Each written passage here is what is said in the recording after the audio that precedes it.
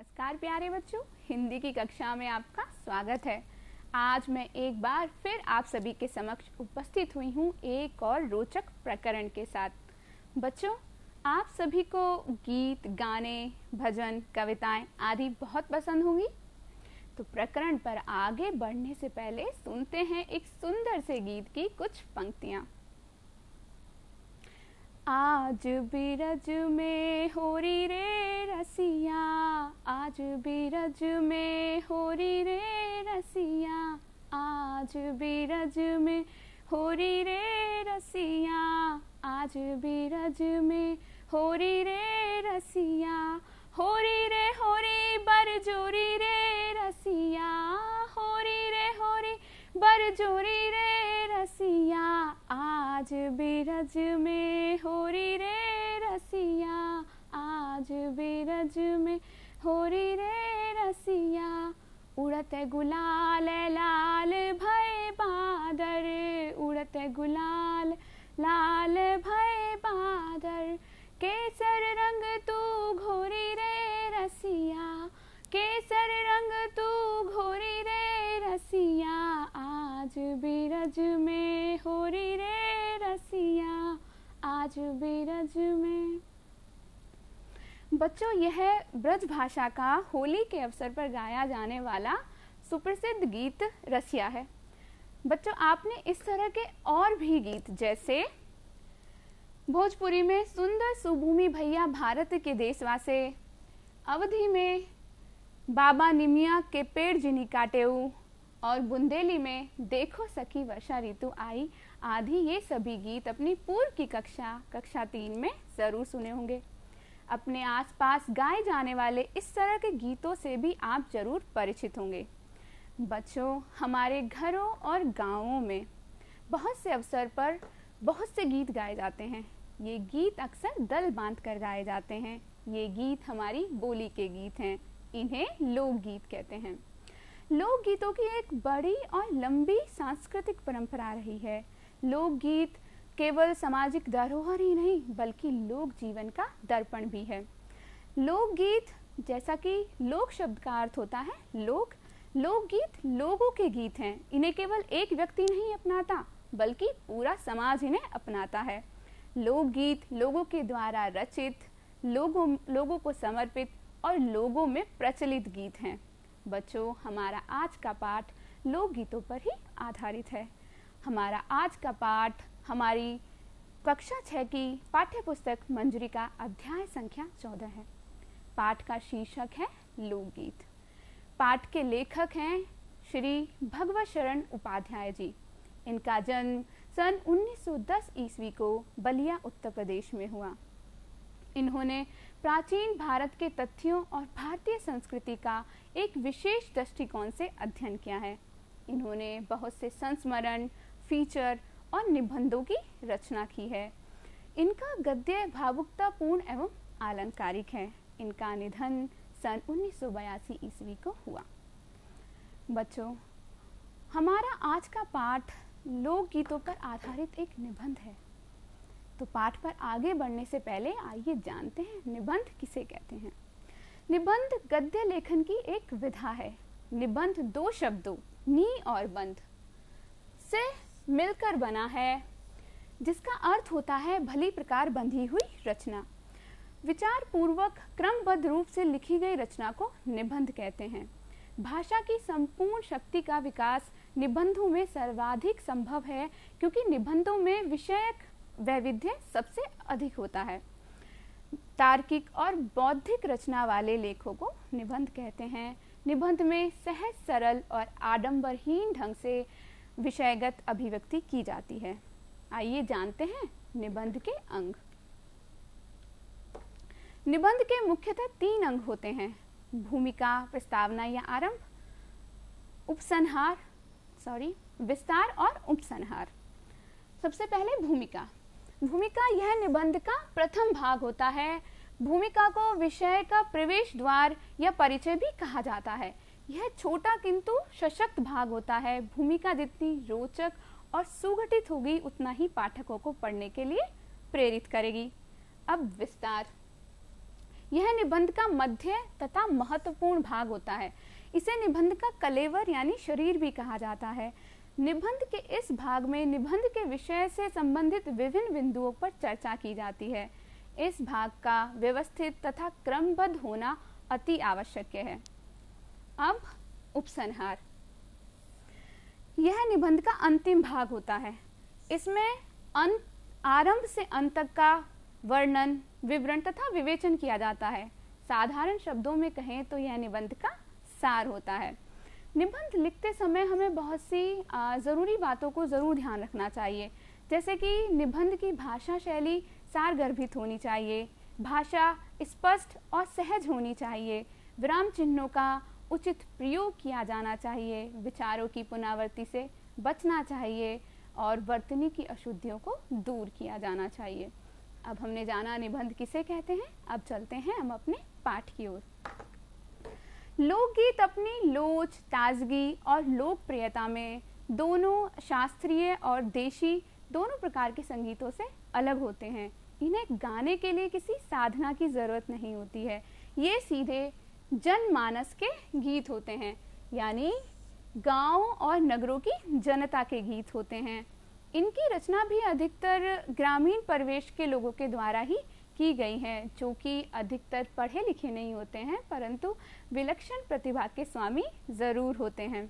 इनकी रचना में स्त्रियों ने भी विशेष योगदान दिया है, इसलिए हमारे देश में स्त्रियों के गीतों की संख्याओं की कोई कमी नहीं है। लोकगीत साधारणतः अकेले नहीं गाए जाते, दल बांधकर गाए जाते हैं। अनेक कंठ एक साथ फूटते हैं। यद्यपि उनमें आपस में कोई मेल नहीं होता है, लेकिन त्योहारों और अवसरों पर ये बड़े ही भले प्रतीत होते हैं। गांवों और नगरों में गाने वालियां भी होती हैं, जिन्हें अवसरों पर गाने के लिए बुला लिया जाता है। कुछ दलीय गायन में आदमी और स्त्रियां दल बांधकर एक दूसरे के जवाब में गाते हैं। हालांकि पिछले काफ़ी वर्षों में इस तरह के गायन में काफ़ी कमी आई है। लोकगीतों को गाने के लिए कोई बाजों की आवश्यकता या कुछ विशेष उपकरणों की आवश्यकता नहीं होती है। इन्हें साधारण ढोलक, झांझ, करताल, बांसुरी की सहायता से गाया जा सकता है। अधिकतर स्त्रियां इन्हें ढोलक की मदद से गाती हैं और इनके साथ नाच का पुट भी होता है। लोकगीतों के बड़े प्रकार हैं।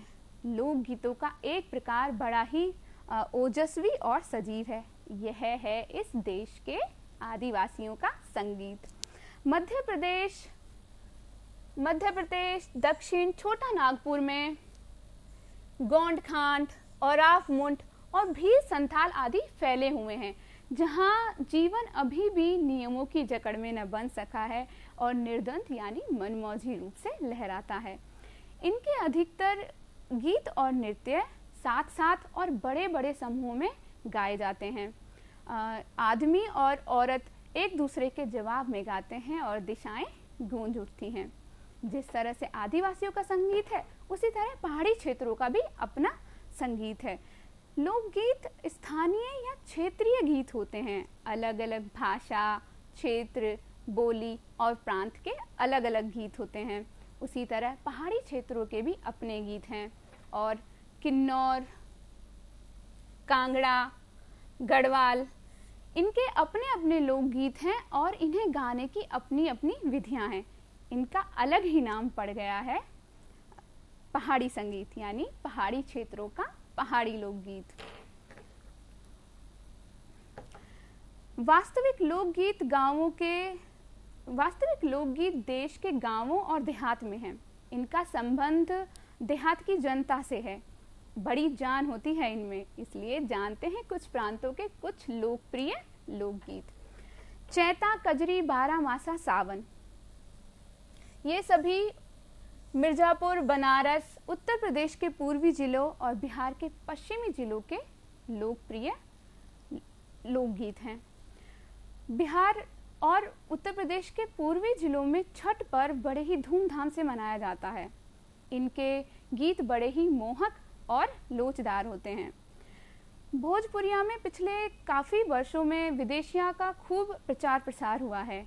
गाने वालों के अनेक दल इन्हें गाते हैं। विशेषकर बिहार में भोजपुरिया से बढ़कर कोई भी गाने लोकप्रिय नहीं हैं। अधिकतर इनमें रसिकों की बात रहती है। करुणा और विरह का जो रस बरसता है उसका वर्णन नहीं किया जा सकता। बाउल और भटियाली, ये बंगाल के लोकगीत हैं। पंजाब का माहिया भी इसी प्रकार का गीत है। हीर रांझा सोहनी महिवाल पंजाब में और ढोला मारू राजस्थानी में बड़े चाव से गाए जाते हैं। इन गीतों के रचयिता कोरी कल्पना को महत्व न देकर अपने लोकगीतों के विषय अपने रोजमर्रा के जीवन से लेते हैं, जिससे वे सीधे मर्म को स्पर्श करते हैं और इन गीतों से बहुत अधिक लगाव रखते हैं। गुजरात का एक दलीय गायन गरबा बहुत अधिक लोकप्रिय है। न केवल गुजरात में बल्कि और प्रांतों में भी ये लोकप्रिय हो चला है। इस दलीय गायन में कुछ स्त्रियां गोला बनाकर, एक विशेष तरह का गोला बनाकर उसमें घूम घूम कर गाती हैं और लकड़ियां बजाती हैं। स्क्रीन पर दिया गया चित्र गरबा करती कुछ महिलाओं का है। वस्तुतः गरबा एक नाच ही है जिसके साथ गीतों को भी सम्मिलित कर लिया गया है। तो गरबा गुजरात में बहुत अधिक लोकप्रिय है। दूसरे बड़े प्रकार के लोकप्रिय गाने हैं आला। ये बुंदेलखंडी में गाए जाते हैं। इन गीतों में आला और उदल की वीरता का बखान किया जाता है। आला और उदल दो बहुत ही प्रसिद्ध योद्धा हैं जिनकी वीरता और बहादुरी के किस्से दूर दूर तक फैले हुए हैं। इन गीतों का आरंभ चंदेल राजाओं के राजकवि जगनिक से माना गया है। ये गीत पद्यात्मक और गद्यात्मक दोनों होते हैं। इन गीतों के विषय और छंदों का समय समय पर देहाती कवियों ने अपने लोकगीतों में भी प्रयोग किया है। ये गीत आज भी हमारे गांव में बड़े चाव से गाए जाते हैं। इन्हें गाने वाले अक्सर ढोल के लिए गांव-गांव घूमते रहते हैं। आला गीतों को अधिकतर स्त्रियां ही गाती हैं। इनकी रचना भी अधिकतर वही करती हैं। वैसे इन्हें गाने वाले पुरुषों की कोई कमी नहीं है, फिर भी इनका संबंध विशेषतः स्त्रियों से ही है। अब मैंने कहा कि लोकगीत स्थानीय और क्षेत्रीय गीत होते हैं। अलग अलग क्षेत्र, प्रांत, भाषा और बोली के अलग अलग लोकगीत होते हैं। और ऐसे भी गीत हैं जो ऋतुओं पर आधारित हैं और ऋतुओं से संबंधित है, जो किसी विशेष ऋतु में ही गाए जाते हैं। ये गीत सभी ऋतुओं में गाए जाते हैं या कुछ केवल एक विशेष ऋतु में ही गाए जाते हैं। सभी स्त्रियां इन्हें उल्लसित होकर गाती हैं, दल बांध कर गाती हैं। और बरसात की कजरी तो इनकी अपनी ही चीज़ है जो कि सुनते ही बन पड़ती है। कजरी बरसात में गाया जाने वाला एक लोकगीत है और इसका विकास अर्ध शास्त्रीय संगीत के रूप में भी किया गया है। इसके अलावा चैता, कजरी, बारहमासा और सावन, जो अभी हमने उत्तर प्रदेश और बिहार के लोकप्रिय गीतों में पढ़े थे, ये सभी ऋतुएं आधारित गीत हैं। जैसे कि चैता, नाम से ही समझ पड़ता है, चैता यानी चैत्र माह में गाया जाने वाला गीत। उसी तरह कजरी और सावन के माह में गाए जाने वाले गीत हैं। और बारहमासा साल के 12 महीने गाया जा सकने वाला गीत है। तो ऋतुओं के भी अपने गीत होते हैं, जिस तरह क्षेत्र, प्रांत और भाषा और बोली के गीत होते हैं। अब जानते हैं हम अवसरों और त्योहारों के लोकगीत के बारे में। जिस तरह ऋतुओं के अपने गीत होते हैं, उसी तरह अवसरों और त्योहारों के भी अपने गीत हैं। त्योहारों के गीत तो काफ़ी प्राचीन काल से गाए जा रहे हैं। महाकवि तुलसीदास ने अपने ग्रंथों में इनका हवाला दिया है। त्योहार के गीत जैसे त्योहारों पर नदी में नहाते समय गाए जाने वाले गीत, नहाने जाते समय राह के लोकगीत, जैसे छठ पर्व के गीत, जैसे दिवाली के गीत, जैसे नवरात्रि के गीत, जैसे होली के गीत। होली के अवसर पर ब्रज में रसिया गीत गाया जाता है, जो मैंने आपको पाठ के आरंभ में गाकर सुनाया था।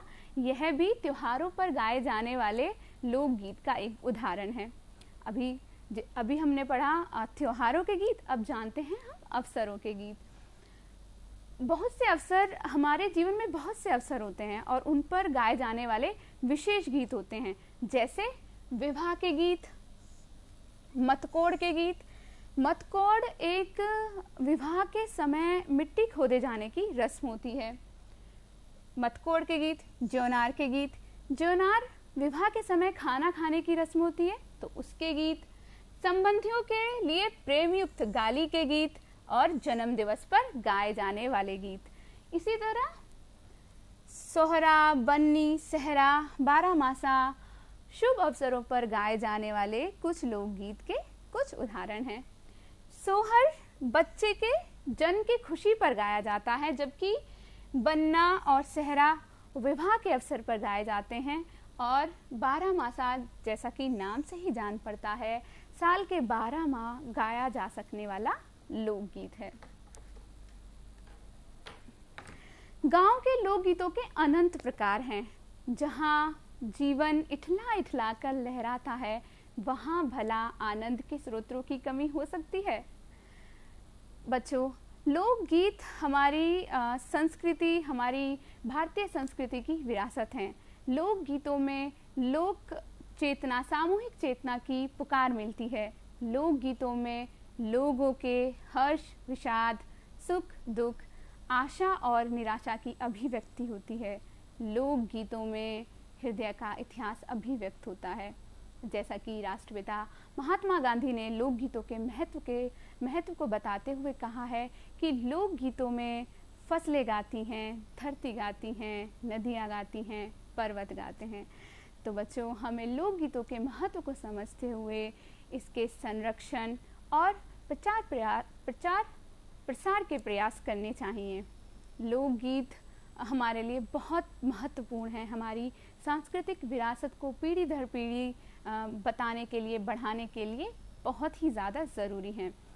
हालांकि कुछ प्रांतीय सरकारों ने भी लोकगीतों के पुनरुद्धार में हाथ बटाया है और इस संबंध में एक विभाग भी चालू किया गया है, जो कि सार्वजनिक अधिवेशनों और पुरस्कार वितरण के माध्यम से लोकगीतों के प्रचार प्रसार में अपना सहयोग दे रहा है। चलिए तो बच्चों, अब हमने जाना लोकगीतों के बारे में, लोकगीतों के प्रकारों के बारे में, लोकगीतों के महत्व के बारे में। चलिए बच्चों, अब हमने बहुत सी बातें की लोकगीतों के बारे में, लोकगीतों के प्रकारों के बारे में और लोकगीतों के महत्व के बारे में। चलिए अब जानते हैं कुछ शब्दों के अर्थ। जो शब्द आपके लिए नए हो सकते हैं और हो सकता है आप उनके अर्थ ना जानते हो, और जब आप यह पाठ पढ़ें तो आपको पाठ पढ़ने और समझने में मुश्किल आए। तो चलिए जानते हैं कुछ शब्दों के अर्थ। पुनरुद्धार। पुनरुद्धार दो शब्दों पुनः और उद्धार से मिलकर बना है। पुनः का अर्थ होता है दोबारा या फिर से, तो जिसका फिर से उद्धार किया जाए, पुनरुद्धार। ओजस्वी का अर्थ होता है तेजवान। निर्द्वंद। निर्द्वंद भी दो शब्दों निर और द्वंद से मिलकर बना है। निर का अर्थ होता है रहित और द्वंद रहित, यानी निर्द्वंद मीन्स द्वंद रहित, जो सब तरह से स्वच्छंद हो, और मनमौजी, जिसे मनमौजी भी कह सकते हैं। बारहमासा, जैसा कि मैंने पहले बताया, बारहमासा यानी कि साल के 12 महीने गाया जा सकने वाला एक गीत का प्रकार है, जो कि चैत्र से लेकर फाल्गुन तक के 12 महीनों का एक गीत है। उसी तरह आह्लादकर। आह्लाद का अर्थ होता है प्रसन्नता या खुशी, और कर का अर्थ होता है देने वाली या करने वाली, इसलिए आह्लाद कर का अर्थ है प्रसन्नता देने वाली। सिरजती। सिरज, यह शब्द संस्कृत के शब्द सृजन का बदला हुआ रूप है, जिसका अर्थ होता है रचना करना या बनाना। मतकौड़, विवाह के समय मिट्टी खोदने की एक रस्म। ज्योनार, विवाह के समय खाना खाने की रस्म। कंठ, गला। उद्दाम, निरंकुश, यानी जिस पर कोई अंकुश ना हो। तो चलिए बच्चों, अब हम कुछ बातें करते हैं भाषा की। भाषा की बात में सबसे पहले संधि। संधि दो शब्दों के मेल, सम और धी से मिलकर बना है, जिसका अर्थ होता है मेल मिलाप या जोड़। निकटवर्ती वर्णों के मेल से उत्पन्न विकार या परिवर्तन को संधि कहते हैं।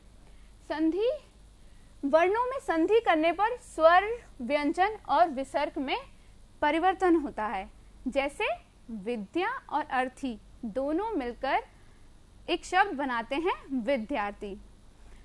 विद्यार्थी, जब विद्या का अंतिम अ और अर्थी का आरंभिक अ इतने समीप आ जाएं कि अनिवार्य रूप से संधि की स्थिति बन जाए, तब आ और अ मिलकर आ बनाते हैं और इस तरह विद्या और अर्थी मिलकर विद्यार्थी बनाते हैं। तो संधि क्या है? संधि एक परिवर्तन और विकार है जो कि दो वर्णों के मेल से उत्पन्न हुआ है। यानी संधि दो वर्णों के बीच होती है, शब्दों के बीच नहीं। और परिवर्तन यह भी हो सकता है कि दोनों वर्णों में परिवर्तन हो, और यह भी हो सकता है कि केवल अंतिम वर्ण में परिवर्तन हो, और यह भी हो सकता है कि केवल आरंभिक वर्ण में ही परिवर्तन हो। चलिए संधि के अन्य उदाहरण देखते हैं। विद्या प्लस आल्य दोनों मिलकर बनाते हैं विद्यालय।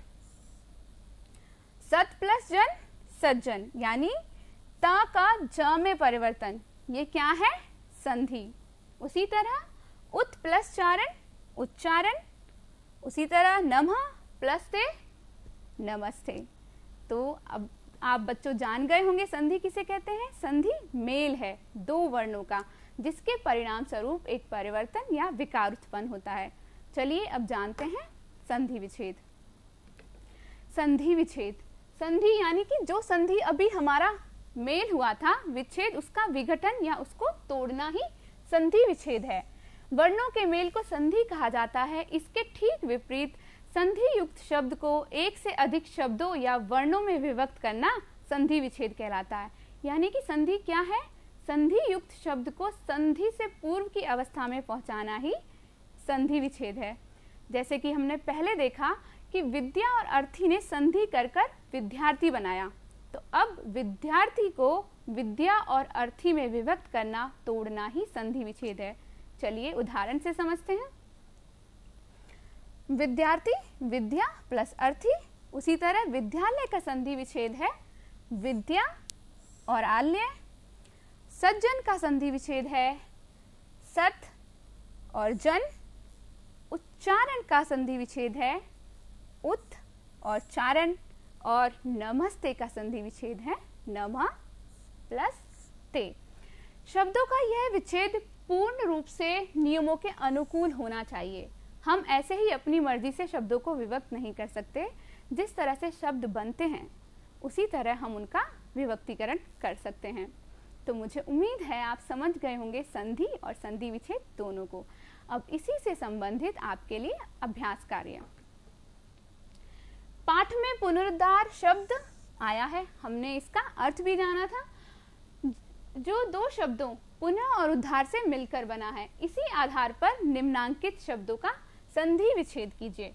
पुनः पुनरुद्धार का संधि विच्छेद था पुनः प्लस उद्धार। उसी तरह पुनरावृत्ति का संधि विच्छेद होगा पुनः प्लस आवर्ती। पुनर्जन्म का संधि विच्छेद होगा पुनः प्लस जन्म। उसी तरह पुनर्बोध, पुनरागमन और पुनरुक्ति का संधि विच्छेद आप स्वयं करेंगे। अब भाषा की बात में प्रत्यय। तो सबसे पहले हम जानते हैं कि प्रत्यय क्या होते हैं। प्रत्यय वो शब्द, शब्दांश या अक्षर होते हैं जो दूसरे शब्दों के अंत में जुड़कर अपनी प्रकृति के अनुसार शब्दों के अर्थ में परिवर्तन ला देते हैं। तो प्रत्यय क्या है? शब्दांश या अक्षर हैं जो कहाँ जुड़ते हैं? दूसरे शब्दों के अंत में। जैसे ता, इक, अक्कड़, आस, आउ, ये सभी प्रत्यय हैं और ये दूसरे शब्दों के अंत में जुड़कर नए शब्दों की रचना करते हैं या उन शब्दों के अर्थ में परिवर्तन ला देते हैं। प्रत्यय का कोई स्वतंत्र अस्तित्व नहीं होता, इनका कोई अपना अर्थ नहीं होता। ये केवल दूसरे शब्दों के साथ जुड़कर उन शब्दों के अर्थ में परिवर्तन ला सकते हैं या नए शब्दों की रचना कर सकते हैं। जैसे सफल प्लस ता, सफलता। समाज प्लस इक, सामाजिक। भूल प्लस अक्कड़, भुलक्कड़। मीठा प्लस आस, मिठास, बिक प्लस आऊ, बिकाऊ। देखते हैं प्रत्यय के अन्य उदाहरण और देखते हैं कि किस प्रकार यह दूसरे शब्दों के साथ जुड़कर नए शब्दों की रचना करते हैं। ई, इला, आलू, आहट, ईय, वान, मान, वाला, ये सभी प्रत्यय हैं। तो सबसे पहले हम ई प्रत्यय को देखते हैं। ई प्रत्यय शब्दों के अंत में जुड़कर टोप प्लस ई, टोपी, कोठर प्लस ई, कोठरी। उसी तरह से टोकन प्लस ई, टोकनी, ढोलकी, मंडली, टोकरी, पहाड़ी इसके अन्य उदाहरण हैं। अब देखते हैं इला प्रत्यय को। रस प्लस ईला, रसीला, चमक प्लस ईला, चमकीला, भड़क प्लस ईला, भड़कीला। इसी तरह रंगीला, सजीला, जहरीला इसके अन्य उदाहरण हैं। अब देखते हैं आलू। आलू प्रत्यय के उदाहरण हैं दयालु, श्रद्धालु। आहट प्रत्यय युक्त शब्द घबराहट, झल्लाहट, चिकनाहट। उसी तरह ईय प्रत्यय युक्त शब्द वांछनीय, अनुकरणीय, भारतीय, रमणीय। वान प्रतियुक्त शब्द गुणवान, रूपवान, बलवान और विद्वान। मान प्रत्यय युक्त शब्द बुद्धिमान, शक्तिमान, गतिमान और आयुष्मान। और लास्ट वाला प्रत्यय युक्त शब्द डेरे वाला, दिल्ली वाला, बनारस वाला, चाय वाला। तो मुझे उम्मीद है कि बच्चों आपको प्रत्यय क्या होते हैं और इनकी सार्थकता क्या है आप समझ गए होंगे। तो अभी प्रत्यय से संबंधित आपके लिए अभ्यास कार्य। सर्वजन शब्द में एक प्रत्यय लगाकर सार्वजनिक शब्द बना है। इसी प्रकार निम्नांकित शब्दों में एक प्रत्यय लगाकर शब्द बनाइए। सबसे पहले सप्ताह, सप्ताह प्लस एक, साप्ताहिक। वर्ष प्लस एक, वार्षिक।